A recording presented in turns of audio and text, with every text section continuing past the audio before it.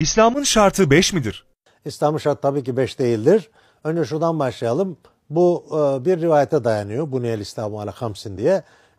Bu konuda yıllar önce ben Diyanet İşleri Başkanlığı'nda danışmanlık yaparken Diyanet Gazetesi'nde ilk defa yayınladım ben bunu. İslam'ın şartı 5 değildir diye. Birincisi burada şart kelimesi yok. Buniyel İslamu ala hamsin demek İslam 5 esas üzerine kurulmuş, 5 üzerine kurulmuştur diyor. Bu bir kubbeyi ayakta tutan 5 sütun düşünün. Böyle bir şey. Sadece sütunlarla bina olmaz. Olsa Nasrettin Hoca'nın türbesi gibi olur biliyorsun. Onun etrafı şeyler var, kilit var ama şeyler yok.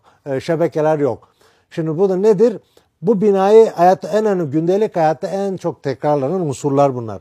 Ama binanın bina olması için kubbe lazım, çatı lazım, duvarlar lazım, doğrama lazım, döşeme lazım. İslam ancak bununla bilinir.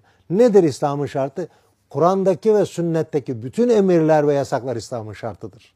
Hadis şart demiyor bakın. Bu ne? Burada İslam'ın gündelik hayattaki önemli 5 unsuruna dikkat çekiyor. Ancak bu bile doğru değil. Çünkü başka rivayetlerde İslam 6 ve 8 esas üzerine kurulmuştur rivayetleri de var. Niye bunlar görmezden geliniyor? İşte burada hocalarımız, vaiz hocalarımız, müftü hocalarımız diye din irşatı yapanlar kitaplardan cımbızla çekiyorlar. Kapsamlı bir inceleme yapmıyorlar. Halbuki Buniyel İslamu diye hadisleri inceleseler 5, 6, 8. Şimdi 5, 6, 8 rakamlarının çıkması şunu gösteriyor. Hazreti Peygamber bu sözleri söylerken muhatabının durumuna göre farklı rakamlar verdiğine göre sınırlamayı kastetmiyor buradan.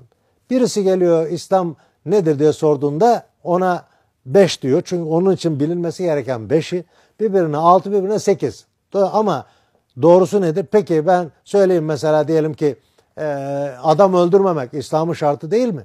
Şirkten sonra en büyük günah Kur'an'a göre. Hatta bir mümini kasten öldüren ebedi cehennemliktir diyor Kur'an-ı Kerim. Şimdi Müslümanlığın şartı olmaması mümkün mü?